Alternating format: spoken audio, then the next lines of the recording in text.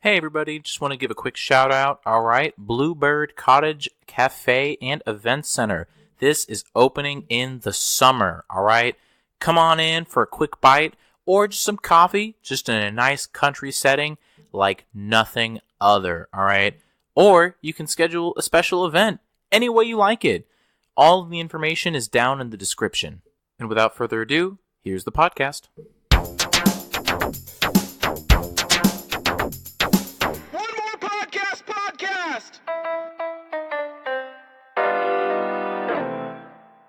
Hey everybody, welcome back to another One More Podcast. Kind of breaking the norm here. I know I generally do kind of a few just general conversation, official quote-unquote podcasts, but I want to do a second advice one in a row because I think I really like giving advice, and I think, Blake, you give some interesting advice as well.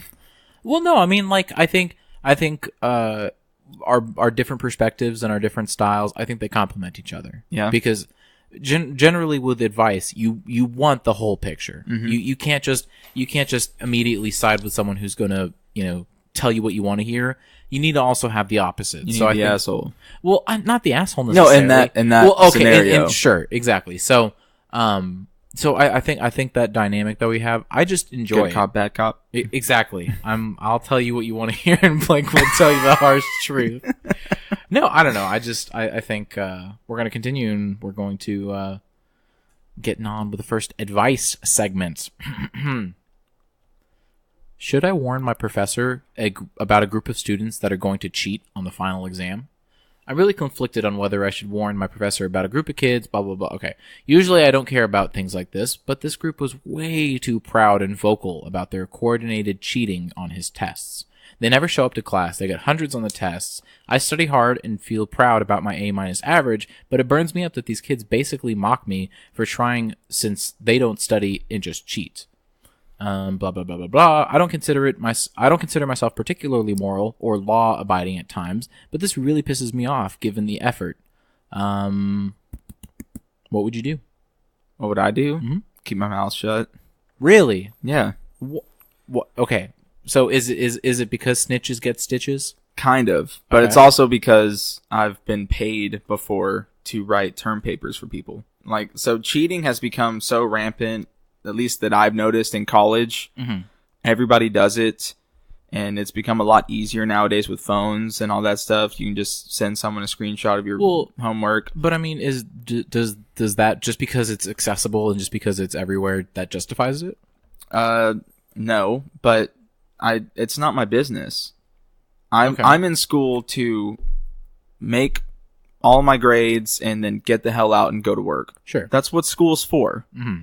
Why would I care? This is a great real world dilemma. Why should I care about what somebody's doing that's not breaking any laws?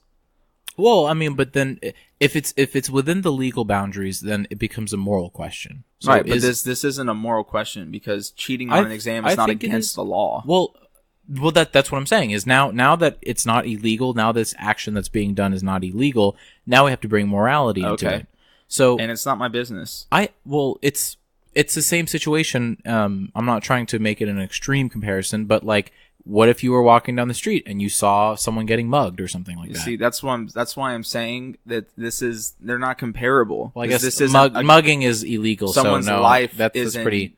It's illegal. Okay, well, what if someone's like getting yelled at or something like that? Then that's not my business either. Really? Yeah. You're not gonna like step in and say, "Hey, man, cool it off," or something?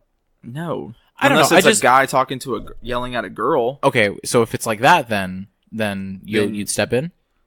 If I think it will elevate to physical harm, then I'll stick around and wait for something to happen. But I'm not, and then jump in. But I'm not just gonna. Is that the only? Is that only when you're gonna intervene? Is if you think it can escalate further? Well, that's what I'm saying. I'm gonna stay and watch. Okay. And if the guy gets physical, that's when someone has to jump in. Well, sure, of course. But I mean, why not try and stop it before it gets physical? Because it might not. And there's no law against a husband yelling at his wife, and vice versa, a wife yelling at her husband. There's no law against that. Well, okay, hold on. Let's take it back. Let's take it back to the actual question at Just hand. for me, it's not my business. I'm not a saint either. I wasn't a saint in the classroom. It's not my business. So, and I think I want to make a distinct comparison here, or I'm sorry, a distinct distinction. I think there's a difference between cheating in high school versus cheating in college. Absolutely. I think there's a big difference. Okay. But I look at it like this. Because it's college, somebody's paying their own money to do this. They've already paid the however thousands of dollars that it took for them to take this class. It's not up to me to decide for them to get expelled because of that. Okay, so hold on. What if it's like in this situation for college, it's like you're putting in money. You want to get a good education, so you're putting in money. This other person is putting in money. He's cheating, okay? Let's say in the highest, or not specifically in this specific instance, but like people who have higher GPAs, they're going to get scholarship money, right? So these, does he say how many people? 3 or 4, that group, right? Yeah, group. So we'll say 3 or 4, 5 max. Let's say these 5 people are also vying for that spot. Yeah, so if this class is riding on a scholarship, then that's different, but it wasn't specified with this guy. So with this guy, mind your own business, do your work, don't worry about what anybody else does, and be a badass once you get out. Just be the Lone Ranger when it comes to that. I don't know. I think there's some moral obligation to at least tell the professor, and because he's spent time, he or her has spent time on developing this class. And you don't know that. I guess you're right. We don't know it necessarily. A professors all the time talk to people in their departments, and they'll get slideshows and PowerPoints and test answers. The same test answers are online. Like it's nothing new or revolutionary that they're doing. Yeah. I don't know. So, but then, would you cast severe judgment if this guy then told the professor about it or told the dean? Really? Okay.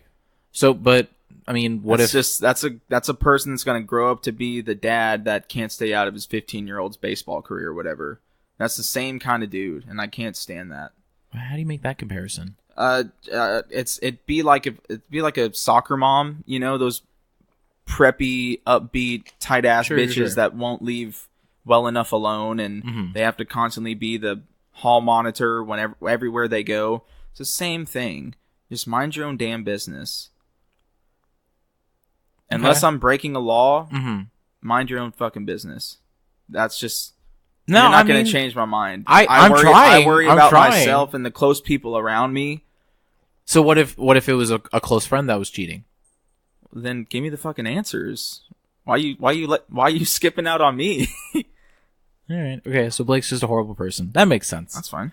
No, I don't. I just think it's kind of that it's that distinction between doing the who's a hard right-winged versus a soft snowflake type of comparison. Like you're just like, you're just hard straight down. This is it. Lay it down, and then I'm trying to come up with reasons that it's okay. Yeah, it's cheating is going to happen. There's nothing both of us can do to stop it. I think there are things that you can do to stop it. Right, but why? Who are you to determine what somebody does with their money? Okay, hold on. Think about it like that. Hold on. Okay. Sorry. No, I understand the point that you're trying to make. It's their money. It's their decision. If they want to fail, they want to fail. If they want to cheat, they want to cheat. I get that. But how old are you whenever you're in college? I was 18 to 20. Okay. So do you think when your brain is fully developed at 25, do you think you can hold yourself financially and emotionally and whatever other Lee word involved in a huge college choice? By the time I'm 25? No, by 18, 19, 20. Do you think that you have the foresight and the foreknowledge and the understanding of how this is going to impact you long term and how this, major life decision? Yeah. I did. Okay. Well, but you're not everybody. That's why I left. Well, but again, you're still not everybody though, because I've seen it happen to kids that they go and they screw up and they're totally, so if someone cheats their way through school, they're not going to learn anything. So they've just put themselves. That's not my fucking problem. Well, but then there's the moral argument is if you know that this person could potentially go down that path, are you morally obligated to intervene to prevent him from him or her throwing their life away? That's natural selection. Some people are going to be shit kickers. Some people are going to be successful. You don't think you can change the shit kickers? No. Why not? Because it's not my job to change the shit kickers. Well, but it's not your job. That's fine. You won't get paid for it. You know, you're not required by law to do it. But going out of your boundaries and out of love of fellow man, I want to see my fellow man succeed. To genuinely be a good person. I think because religion aside from if you're good, you go into heaven, and if you're bad, you go to hell, and if you're, whatever for Christian religion and Judaism, and forget all that. Just, I am here, you're sitting across the table from me. There's a couple that lives across the way, right? We're just all humans trying to do good in this world. Or trying to make it. Make it, but also do good. Is to be a good person, to be nice to your family and friends. Sure. Right? So, but I don't know this dude. He's not my family. He's not my friend. But you can recognize that person is going the same as a moral obligation to make sure. No, not a moral obligation, but just an ethical. Because if you don't, that's fine. I'm not going to say, "Wow, Blake, how could you?" Like that's not the reaction. You obviously everyone's free as individual humans to make their own choices in life. I totally, I'm 100% for that. But if you have the ability to make a positive influence in someone's life, I think that's a positive influence. Them wasting away however much money it was for that class because you couldn't keep your mouth shut. And they're gonna look back when they're 30 and go, "Man, I really appreciate that guy making me waste $8,000 for this class. I really appreciate that." Okay, well, one, I don't think the people who would cheat on, well, I guess I can't say that for certain or not.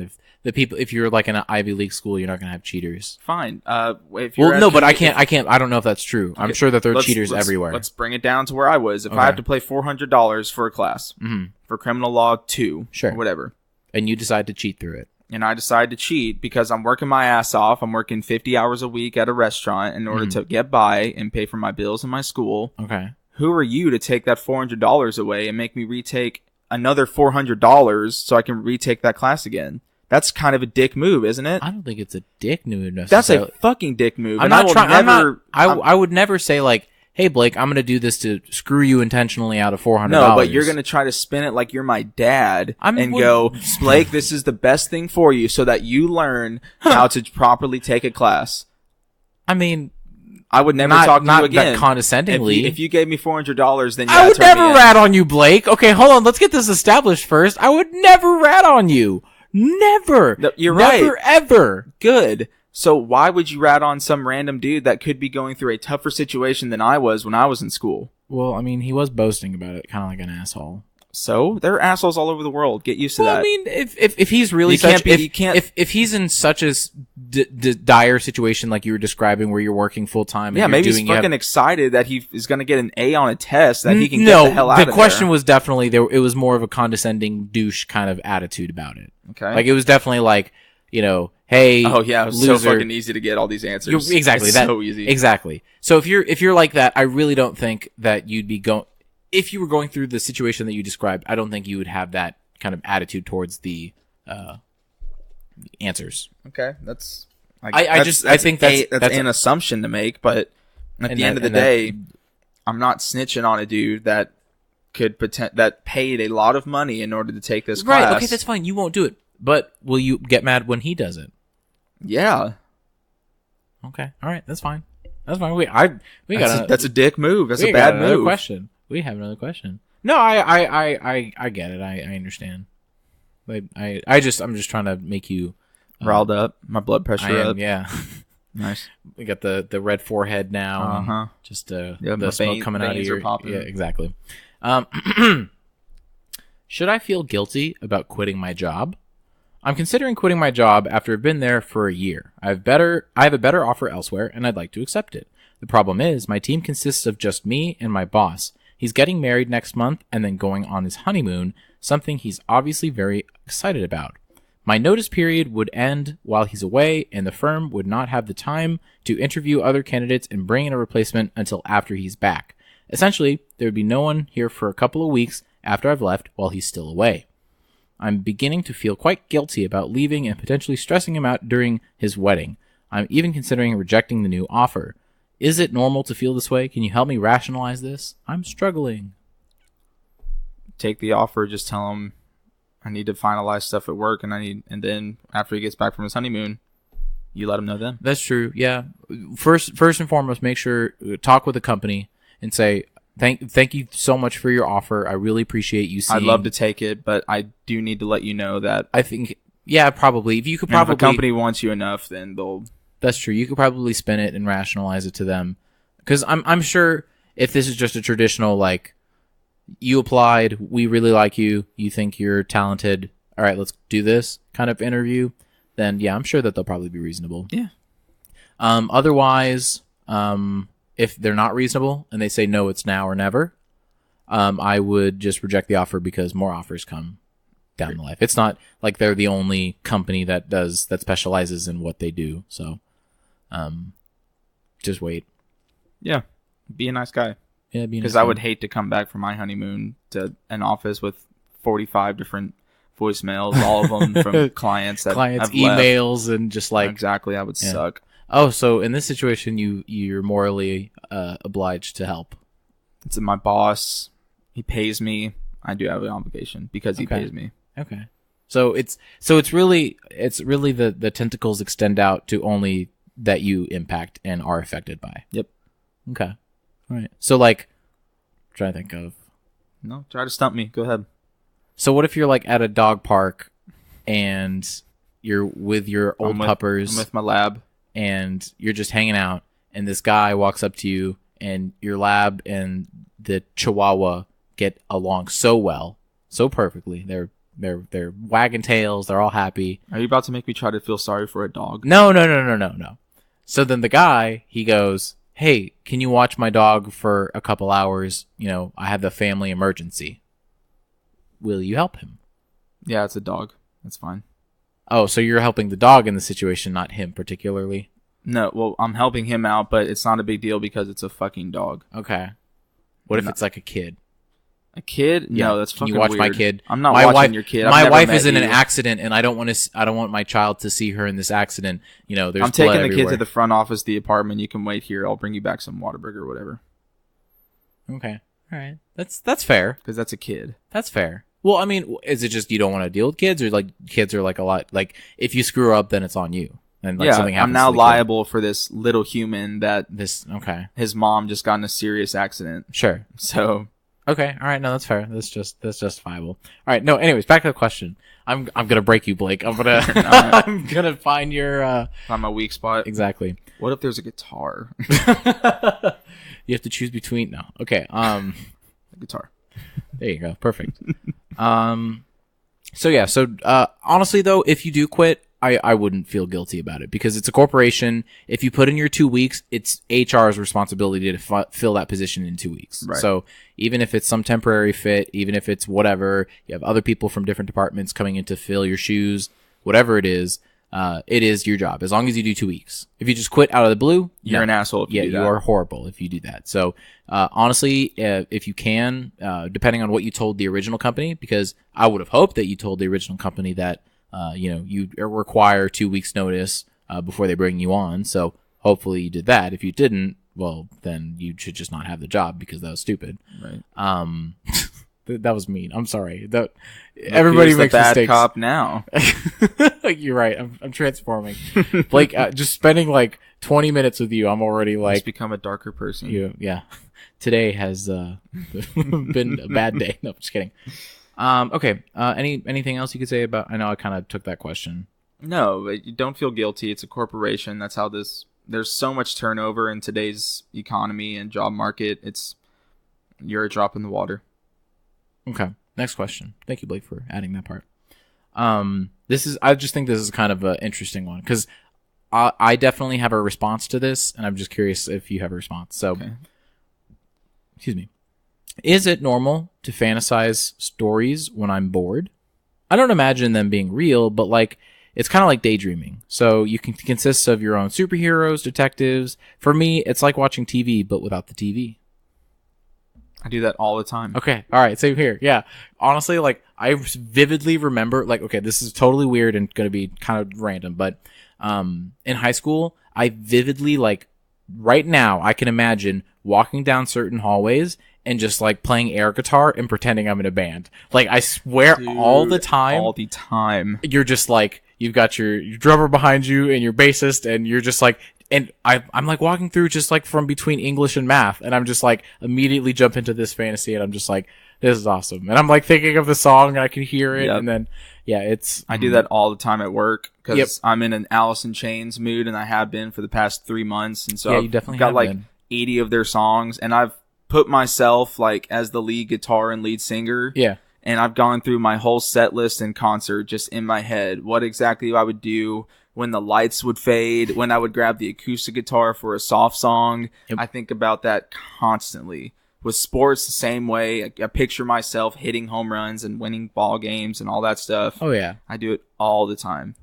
Honestly, though, it kind of makes me sad. I haven't really been doing it recently. I think I've just been like, just constantly doing things and don't have time to think. You just, your brain's just kind of on auto watch. Because like I feel like and I don't mean a tangent, because I feel like recently I've always been just constantly fixated on something. I haven't just been able to just like lay down, turn my brain off, and just like go to La La Land, right? It's always like, okay, I'm thinking about what I'm at work. What do I have to do tonight? Okay, it's tonight. What do I have to do tomorrow morning to get ready? Tomorrow morning. What do I have to do during work to blah, blah, blah, whatever. So it's constantly thinking.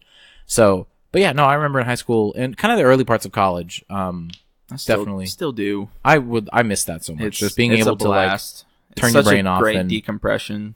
Oh, for sure. I could definitely imagine that. So send some endorphins through your body. Oh, for sure. Yeah, so yeah, definitely. No, you're cool. Completely normal. Have fun with it. Yeah, definitely. Just don't share any of the creepy ones. Don't share any of the creepy ones. Don't share it with your crush or anything like that. Well, all guys have had those kind of fantasies before. I don't know you what don't you're share that. talking about. Yeah, I figured. I don't. What is? Hold on. Nope, that's a really long one. Sorry about your problems. Thank you. How to track someone who doesn't want to be tracked. Oh my god. I've got a friend who's in a really bad place right now. I've given her all the advice and suggestions, therapy, doctors, etc. I can give, but at the end of the day, it doesn't seem to be enough. I just want to be able to find her / if she gets bad again. I can only do / say so much over the phone. Do I even have to answer this one? I don't know. I just go for No. Stop tracking people. That's legally you're breaking the law. It's called stalking. Is that immoral?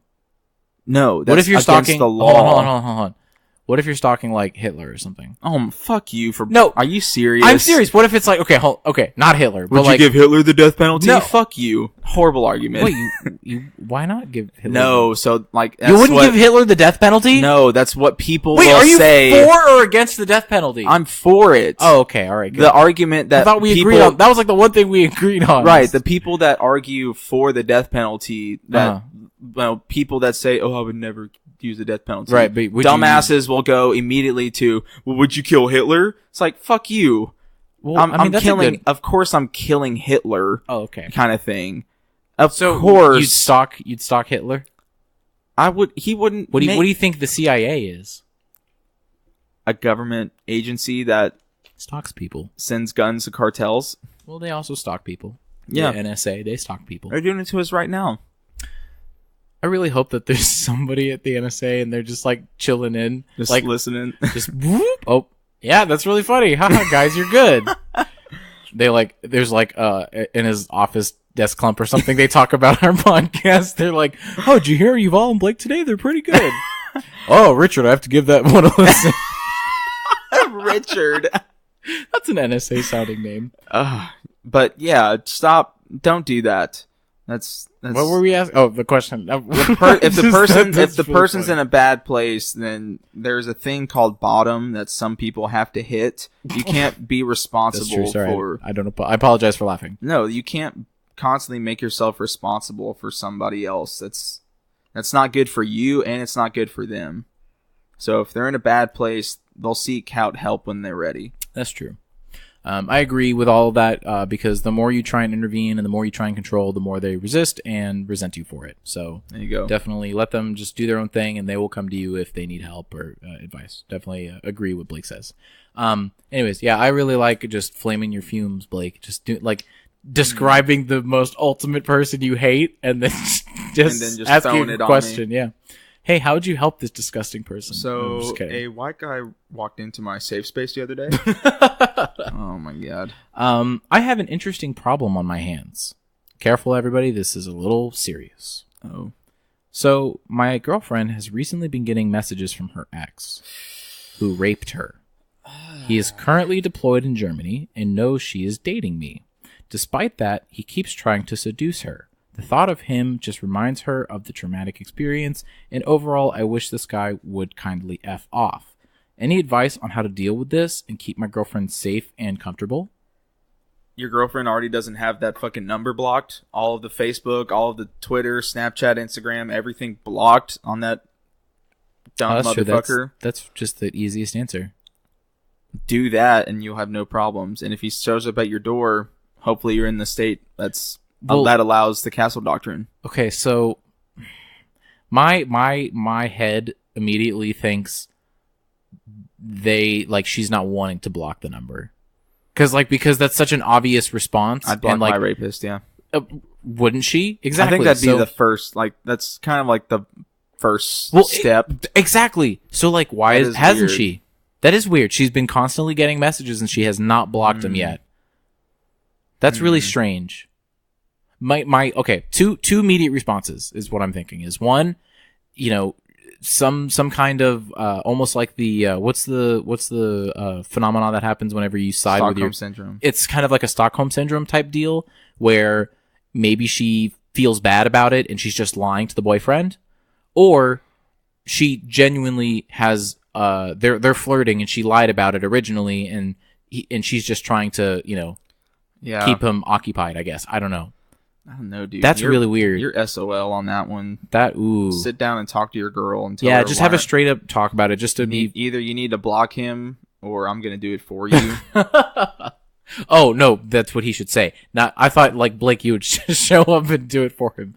No, okay, sorry, totally not paying attention. Give me your girlfriend's phone. Yep, exactly. No, who are you? I'm here to block you. I'm here to help. Okay, so. No, I don't think he can do that, though. I don't think he can say, you need to block it or I'm going to do it for you. No, I'll say it. Well, you can say it, Blake, but I don't think you should say that. That's definitely going to throw, a whole wedge into the relationship. I disagree. Or you need to tell me the truth. If this guy actually raped you and you still talk to him, then we kind of need to rethink this relationship. Okay. That's fair. That is a fair response. But I don't think you should ever go back to the friend who is in a bad place. I don't think you should ever, ever, ever, man or woman, tell someone what to do. You can suggest it. You can say, hey, I think it'd be a good idea if this happens or whatever. But if you say, hey, Blake, leave this room now, or something aggressively to a life-changing moment, Blake, stop doing cocaine. You're not going to listen to me. For the record, I'm not doing cocaine. Just heroin. I hate you. But the immediate response would be F off, I'm not going to listen to you. So same thing here is, I think with the girlfriend, especially since they're intimate and they're close and it's a different level of a relationship, it's very difficult to get back to normalcy in your relationship after having a moment like that. That's just my genuine. I don't know if I could be with a girl that still. The make a move like that. The relationship as a whole is totally out of whack now that this weird thing I'm thinking about it. So, but if it is this is the very first text she got. So this was so you're just chilling. If this is the very first text she got, then babe, I think it's for both of us. You need to block this guy and make sure that he never contacts you ever again. Okay, all right, that's fair. That doesn't seem as intense. All right, okay. You pass. Good job. Pass. Okay. Good cop. No, I think that's a reasonable response, especially because you are if you are on that kind of intimate level with someone else, then it's you're thinking long term, you're planning it. But no, if she's been receiving multiple and haven't blocked yet, or now that I think about it, it's she doesn't know what social media accounts he has, so texts blocked, Twitter blocked because she doesn't know who he is elsewhere, so she's just getting it on different platforms. That could be it, and she's just blocking it one at a time. Well, then take the extra step. Yeah, to try and find it and block it. Make all your shit private. You should do that anyway. That to an extent. I kind of like having Facebook as an open, like, hey, random person in China, I'm here. This is me. Let me put it this way: you should get rid of social media completely in general. Well, that's Blake is like, I want the end of the world to happen. What? I don't want the end of the world to happen. That's why I'm off it. You're totally off the grid. That like when the world ends, you'll be okay. Yeah, I will be. That's what I'm saying. I don't want it to end. Yes, you do. Oh, you would love a life post-apocalyptic life would be way better for you than pre-apocalyptic life. Maybe not apocalyptic. It depends what kind of apocalypse. Because if it's zombie, then I'm out. Because that's one of my biggest fears. No, that's true. What if it's like okay, what if it's just the rapture happens? It's true, and I don't make it. Yeah, but it doesn't turn into a lawless town and like or whatever, and everyone's killing everyone and pillaging and raping and stuff. It's just life is as normal. Opened up. Yeah, exactly. Like Sweet. Let's say 9/10 of the population just gone. Pretty nice. That's what I'm saying. That's what you would love for something like that to happen. I just have this reoccurring dream in my head about like I'll wake up and everyone is gone, and I've like everyone, yeah, all humans gone, last man on earth. And there's a reason why it's not a nightmare; it's a dream. And I've thought about this, no lie, for like at least a year, and it's a reoccurring dream. And I'll pick up right where I left off, where like the first couple of weeks I'm mourning and I don't know what to do with myself, and then I get my shit together and I hijack a couple of 18-wheelers, make my way up to Broken Bow in Oklahoma and make a cabin there. And is that your go-to spot? Yeah, really, because it's far enough away from any of the, and I've thought about this, it's far enough away from any of the major cities so that when the food starts to decompose, it's going to get really like, it's going to be a biological hazard at that point. Oh, wow. I never even considered that. Right. So you have to get far enough away to where you have safe water, you have plenty of fish, food, land to farm. You're going to have seasons because you need seasons because different types of animals hold on. Would you build something yourself or would you just try and find a cabin? I'd find a nice ass cabin. Okay. You'd like, okay. On the lake. And then I'd go to a library, get tons of books on how to build generators, how to farm, do all that stuff. Do the research, yeah. And I really want a horse, so I'll find a horse somewhere. Find a horse. All right, that's fair. I try and find like multiple horses. I'd go to Academy or Cabela's, dude, and just like make a wagon or something. Like build a wagon. I'm not doing a wagon. Dude, build a wagon and have like 4 horses attached and dude. I'm not doing, because that's a lot of things to take care of. Hey, Blake, I'll just guess that's 4 horsepower. That's pretty fast. Boo. Sorry, continue. No, it is a lot of work. Like to the fullest extent. Like really? I'd hijack 18-wheelers. I'd meet. Would you stock up?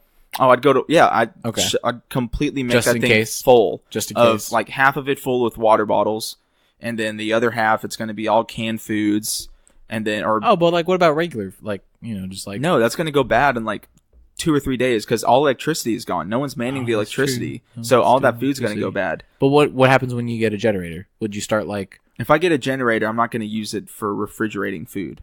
Okay. I'm going to use it for electricity. I would eat a bunch and of potatoes. Power. In order to, I'd have to find an electric car that I can constantly use. That's true. Or I'd just radio signal of some sort. I'm not doing radio signal. You're not going to do like an SOS? I'm the last one. Well, what if like God came to me in the middle of the night and said, "Hey Blake, this human shit not working out. Okay. You are awesome though. You're going to be left behind." You're just like Noah's Ark. I'm gonna flood the lands, take 2 of everything. Right. And so, but yeah, and then I just kick it with me and my dog. No, Noah, you have 2 animals of all the kinds. Fine, me and 2 dogs. 2 dogs. All right, that's fair. I'll give it to you, Blake. Happy. Sorry, new question. We need to do another question. Happy when I'm with my girlfriend, annoyed at her when I'm not. I don't know if this is normal in relationships, but I get really annoyed at my girlfriend when I'm not with her. She just does really inconsiderate shit when I'm not with her. Wow, this is pretty. He gets annoyed when she's not with him. But when I am with her, I'm happy, and she acts very different. Man, it's usually the other way around, ain't it? Ha ha ha ha ha ha. I don't know, dude. Talk to her. God dang. That's true. Yeah. Talk to her and say, "Hey, I do. What are you doing? Why are you being not nice to me over text?" Well, no, but also it could partially be that he just self gets annoyed. Like, she went to the mall without me and didn't even ask me. How dare she? Oh, well, then that dude's a dick. Well, no, Blake. He's not a dick. He's just he's young, and I'm assuming he's young because this is like his first relationship. So I'm assuming he's young, and he's just misguided, and he doesn't know how relationships work. Yeah. So that doesn't mean he's a dick. It's just he's uninformed. Someone will tell him. Someone will say, "Hey, sir, you're." That's not how you're supposed to. You're supposed to let your girlfriend go to the mall and leave you be alone, independent, and leave you alone. Exactly. That way you don't have to pay for anything while you're out. Then, well, okay, that's true. But then, if he listens to that advice, he's fine. If he doesn't, then he's a dick. Fine. That's fair enough. Fine. Okay. So thank you. Yeah, dude. Look, you and your girl are going to be annoyed with each other constantly. Not constantly, but there are going to be a few moments where you're just like, "Fuck her." I'm just don't want to talk to her, and she's going to do the same thing. She's going to say, "Wow, he's being a dick. I'm not going to talk to him." Just how it goes. What was the one quote that I heard? Trying to have a relationship without fighting is like trying to look for a house without gravity. That's good luck. Yeah, good luck. That's good. Just talk to her, dude. I don't know. Stop voicing your your girl troubles. Like that's a reason you're in a relationship. It's supposed to be open and you're supposed to communicate about stuff that bothers you. Oh, I think like literally we could just blanket just all of these topics, just communication. Yeah. Communication. It's just how to communicate it. That's the question. That is the question. All right, ready for the next one? Bring it on. This question is gonna get you riled up. I'm scared to delete my social media. Oh my god. I'm in a very bad place right now. I need to be productive and make some serious changes in my life. I want to delete my social media. It distracts me and sometimes makes me feel sad. But at the same time, I have a lot of friends that I only speak through social media. It's hard to explain, but I know I won't be able to communicate with them the same way through text. I like talking to these friends. They make me happy. It's just the rest of social media that makes me upset. If I delete social media for a while, I have a feeling that I will basically end the friendships that I have. But at the same time, I feel like I can't make the changes that I want in life without getting rid of these distractions. If you think that your friends will ditch you because you delete your social media, you have the wrong friends. 2, it's scientifically proven that social media is harmful to brains. So what happens is whenever you get a text message, whenever you get a snap, a like on Instagram, a retweet, whatever, your brain releases dopamine, which is the same chemical that's released whenever you have an orgasm and do cocaine. And so you're creating false signals to your brain, and it causes you like psychological torment. That's why you see girls or whoever freak out because their social media didn't get enough likes or whatever the fuck. So it's proven that it's not good for you. It's good as a means of communication, but if your friends are going to ditch you because you've got rid of Facebook or whatever, you need to get new friends. That's it? Yeah, delete your social media. I don't know. It's a convenience thing also. So what if his friends are like all like 3-4 hours away? They're all like online buddies. Phone call, text, email. But okay, so can you admit though that there is a difference between a phone conversation versus a text conversation versus an email conversation? Yeah. Okay, so you got email that's kind of more professional, text for short and sweet, and talk on the phone if you want to have a legit conversation. Okay, so one thing before I jump into this, I'm very much comfortable doing phone conversations. Yeah. Like with Cole, I'll talk to him on Discord or on the phone or whatever, and we'll just chat. Chat away. That being said, I know that it's common that some people prefer doing texting or the messaging over talking. That's just their comfortable levels, comfortability. Is that a thing? I don't think that's a word.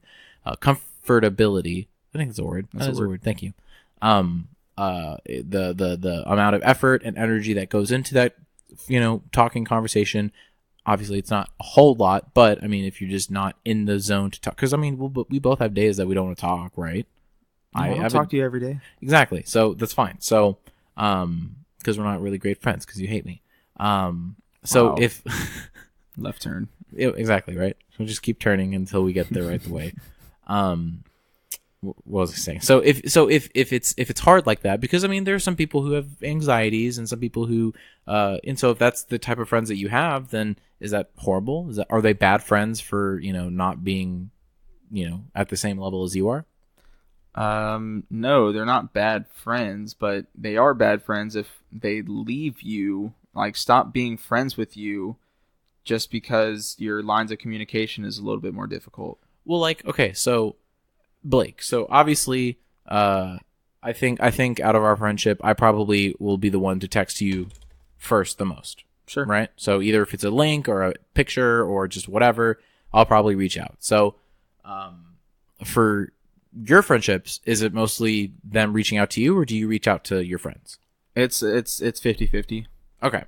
So, would you blame, because I don't blame you for not reaching out to me more. It's just not what I do, though. Well, but that's the thing. So, if it comes to a point where these people don't necessarily like to talk on the phone and they don't reach out, but they'll still have a conversation over text if you reach out. Then you'll have to do a little work and reach out. Okay. You're already trying to change that. She said before that it's going to be a big change, and they're trying to make their lives better by deleting all the bad parts of social media. Mm-hmm. So with that comes, you need to be more direct with your lines of communication. That's true. It is, I guess, more of an attitude and it's a habit. It's mindset. habitual. It's a mindset. Yeah. Exactly.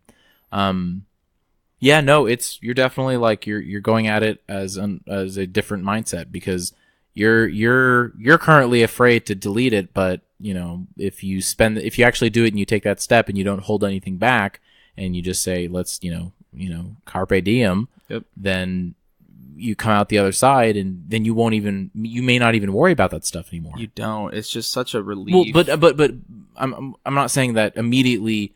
That's what, because I mean, some people they delete immediate. social media. No, it wasn't immediate. Well, no. But what I was trying to say is, some people delete their social media and they try and go through these changes, but then they go back to social media. Mm-hmm. It's it's not guaranteed that you're gonna delete social media forever. I just wanted to clarify that. But you may end up saying, you know what, that was a good 3-4 months or whatever. I really thought a lot. I took some legitimate steps. Then you can say, all right, well, do I need social media or do I not? So it's not like you're gone forever. I mean, you can always go back to social media. So they will take your email address and your phone number. I promise you. A company will definitely, they won't say no to that. They may say no to your password, but they will not say no to taking your email. So ridiculous. But yeah, and also hopefully your friends will understand that, because if you're afraid that the social media posts and the meme tags and all that will go away, and then it's like all of a sudden now you have less friends, try and make an effort to have personal conversations. Because I will say one thing, and I don't know if this was similar in your case, but growing up in high school, I had some friends that I only really chilled with them in a group. Mm-hmm. I've never really hung out with them one-on-one. No. Right. And so that is a different monster to tackle, because whenever you're texting, it's like I'm directly talking to you because I have something to say, versus being in a group where you have a topic and everybody just throws their piece in. Yeah, exactly. So, I don't know. Josh will send me memes like at least 15 a day. Oh, yeah? With just the link on Reddit. Mm-hmm. And that's what I click on. Okay. So he goes out of his way to just share to Blake, and then boom. Okay. So you can do everything that you need to do without social media. You can. Oh, sure. No, I'm not. Yeah, no, you have to be a hermit now that you don't have social media. No, you don't have to wear a tinfoil hat. You're fine. You're still going to have the internet, and you can browse Reddit, and you can read articles and watch YouTube or whatever. But if it's the Facebooks and the Twitters and the Instagrams that got you down, then just, because also one other thing, and I'm sure this is it's been talked about to death. Is definitely, I think the guy brought it up, but seeing highlights of specific people's lives, it can definitely put a huge shadow on your life. Oh, dude, your self-esteem goes down the fucking toilet. Oh, for sure, because you're comparing yourself. Oh, for sure. And real quick to jump off what you said, famous quote by a guy who diddles himself in front of full-grown ladies. Never look at someone else's bowl only to see if they have enough. I think it's I may have butchered it a little bit, but no, never look inside someone's bowl unless it's to see if they have enough. Right. So, definitely I think I totally agree with you, Blake, about the whole plague that is, making your life miserable based on everyone else's smiles and happiness. I totally agree with that. But it's how you handle it and how you receive that information. Because definitely I agree. Middle school and high school, when I was, perusing the Facebooks and stuff like that and seeing other people and poking and messaging and whatever, the prime time for Facebook. It definitely, seeing other people definitely like legitimately got me down. Like I would be having a relatively okay day and then I see, oh, this popular person is hanging out with like 7 other people and they're going off on a dinner date or whatever. They're going to the movies. It would definitely put a major bummer on the rest of my day. So I think over the years, I definitely learned to not necessarily cope with it, but understand it and process it and just say, you know what, be genuinely happy for them. I'm glad that you guys are having a good life. Let go. Right, exactly. Let go of the feeling of not good enough. Exactly. A lot of people's lives are not even close to as good as it seems on social media. And that was also the second point I was going to make. It's just a snapshot. It's just a 30-second glimpse into an hour-long film. They're gonna go home and get bitched at by whoever. They're gonna wake up for a shitty job or whatever.